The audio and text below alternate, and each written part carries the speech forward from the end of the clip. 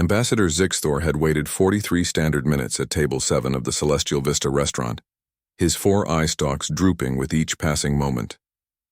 The establishment floated in high orbit above New Geneva, offering a panoramic view of Earth's blue marble against the velvet darkness of space. It was considered the most romantic venue in the sector, a fact that now felt cruelly ironic. His mandibles clicked nervously as he adjusted his ceremonial sash for the 19th time. The dating algorithm had promised a 97% compatibility match. Ambassador Zixthor of the Krillian Collective, meet Commander Sarah Chen of the Terran Fleet. Mutual interests, xenolinguistics, classical music, and diplomatic theory. It had seemed perfect on his datapad. Now it seemed like an elaborate prank.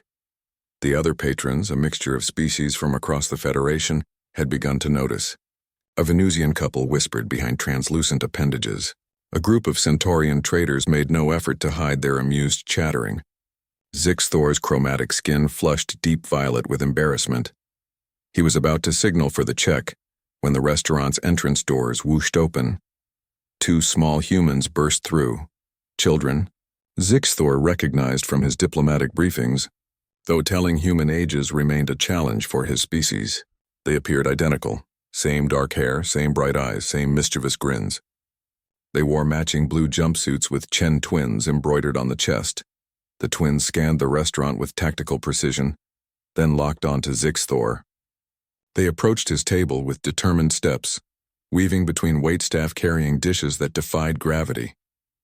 "Ambassador Zixthor?" the first twin asked, slightly out of breath. Yes?" Zixthor's translator struggled with his confusion.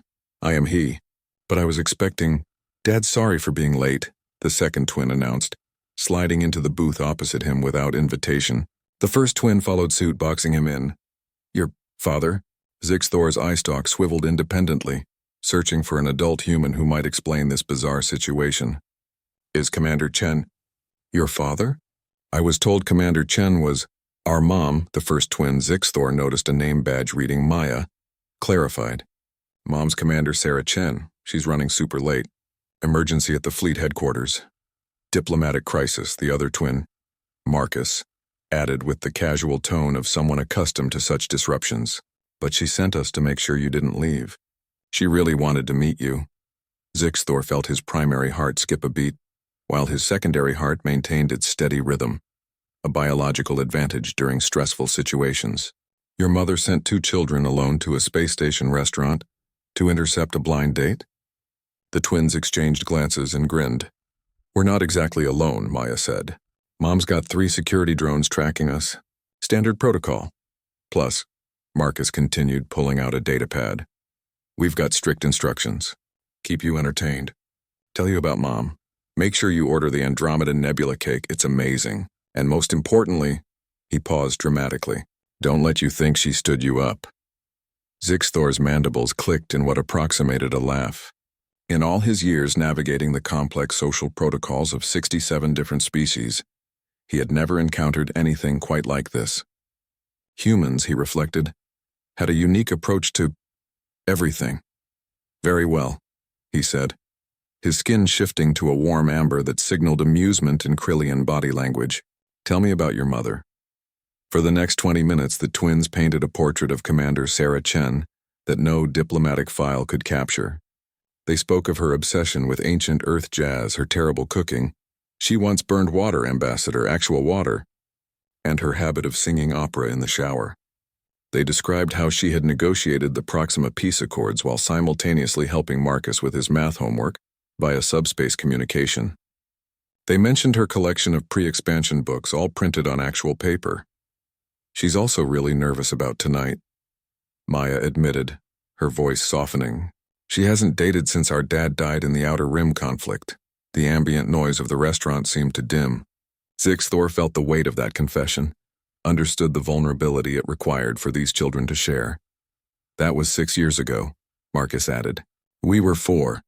We barely remember him, but Mom? She loved him a lot." "Then why agree to this meeting?" Zixthor asked gently. Maya smiled. "Because Marcus and I told her it was time. Because she laughs at your research papers. Because when the algorithm matched you 2, She couldn't stop talking about your work on nonverbal communication across species barriers. Because, Marcus said, his young face serious, she deserves to be happy again.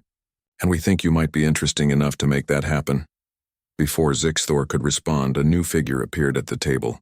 Commander Sarah Chen stood there in her dress uniform, slightly disheveled, apologetic, and absolutely radiant. Her eyes, those remarkably expressive human eyes, darted from her children to Zixthor with a mixture of mortification and hope.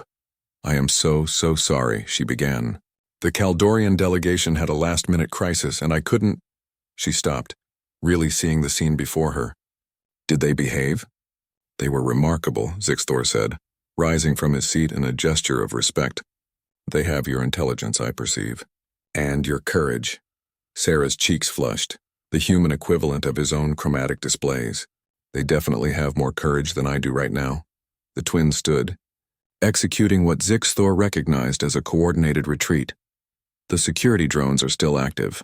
Mom, Maya called over her shoulder. And we ordered you both the nebula cake, Marcus added. As the twins disappeared toward the observation deck, Zixthor and Sarah stood facing each other across the table. The awkwardness of the moment hung between them, but it was the kind of awkwardness that carried possibility. Shall we start over? Zixthor suggested, gesturing toward the seats. I believe we have much to discuss, Commander Chen. Your children have set remarkably high expectations. Sarah laughed, a sound like the music she apparently loved. Please call me Sarah, and I hope you're ready for chaos, Ambassador. That's basically the human condition. As they settled into their seats and the conversation began to flow, Zixthor reflected that perhaps the dating algorithm had been right after all. 97% compatibility indeed, though the algorithm had failed to account for the most human element of all, family that loved you enough to ensure you didn't miss your chance at happiness. The nebula cake, when it arrived, was indeed amazing.